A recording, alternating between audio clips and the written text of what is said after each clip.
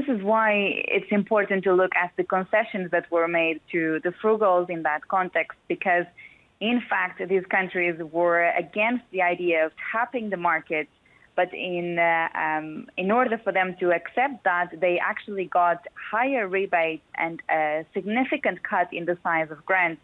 If you look at the proposal initially, it said 500 billion euros in the form of grants out of the 750, but that was significantly cut to 390 billion euros. So these were the big concessions for the frugals. They will be getting more money back from the European Union at the end of the year, even though they're the countries that actually pay the most into the EU budget. But ultimately, it's exactly what you said. The French, the German leaders, as well as the Southern prime ministers are not upset at these concessions, because ultimately for them, the most important thing was to set this precedent, to give the European Commission the ability to tap the markets at such a large scale, which has never been done before. And as you mentioned, some analysts believe that this actually brings the European Union together. It's not a step towards fiscal union, but it's towards fiscal coordination. And that is a positive for the markets going forward. And then a final remark about how these negotiations played out.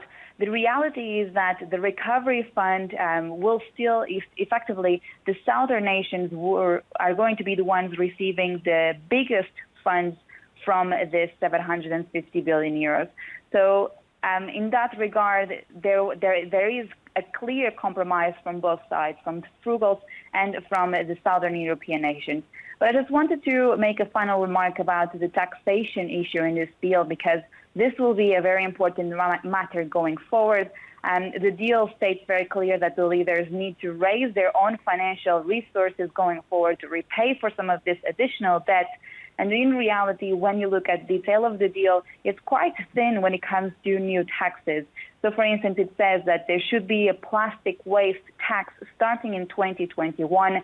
But when it comes to carbon and digital taxes, the deal states that these should be implemented by 2023, and this is actually a delay from what the original proposal said when it comes to digital taxation. So let's see what the leaders will be doing when it comes to this as well. We know that at this stage there's no consensus whatsoever over how to implement common taxes at the EU level, and when it comes to this, Jeff, it needs to have a unanimous decision. So we cannot see a EU-wide digital tax, for instance, if there's no consensus among the 27. So let's see how going forward they will be repaying for this additional debt.